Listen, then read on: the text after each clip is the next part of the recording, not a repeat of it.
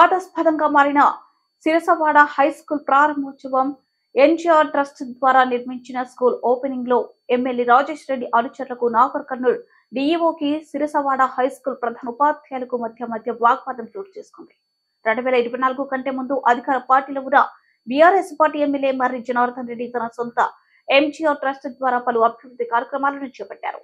అందులో భాగంగానే సిరసవాడలో నిర్మించిన ప్రభుత్వ ఉన్నత పాఠశాల ఆదివారం నాడు ప్రభుత్వ ఉన్నత పాఠశాలలో ప్రారంభోత్సవానికి మాజీ ఎమ్మెల్యే మర్రి జనార్దన్ రెడ్డి హాజరు కాక ఇదే గ్రామానికి ప్రస్తుత కాంగ్రెస్ పార్టీ ఎమ్మెల్యే కూచుకుల్ల రాజేష్ రెడ్డి హాజరయ్యారు. చివరకు ప్రభుత్వ స్కూల్ ని ఎవరు ప్రారంభిస్తారు అనే విషయం చర్చనీయాంశమైంది.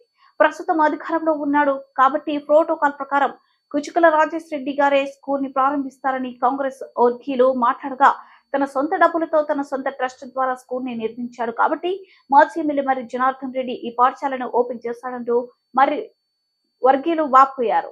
కానీ అక్కడ అధికారికంగా 2 శిలాఫలకాలు ఏర్పరచడంతో మాజీ ఎమ్మెల్యే మర్రి జనార్దన్ రెడ్డికి సంబంధించిన శిలాఫలకాన్ని ఆయన ప్రారంభించి స్కూల్ పరిసరాలను పరిశీలించి వెళ్లిపోయారు. తదనంతరం అక్కడికి విచ్చేసిన ప్రస్తుత ఎమ్మెల్యే రాజేష్ రెడ్డి అధికారులపై మాటలతో విరుచుకుపడ్డారు. ఈ అధికారంతో మర్రి జనార్దన్ రెడ్డి పాఠశాలను ప్రారంభించాడని మీ కనీస ప్రోటోకాల్ కూడా తెలియదా అని అధికారులపై మండిపడ్డారు.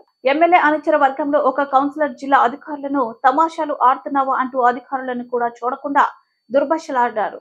చివరికి పోలీసు రంగ ప్రవేశం చేసి సంబంధిత ప్రభుత్వ అధికారులు అక్కడి నుండి తీసుకెళ్లిపోయారు.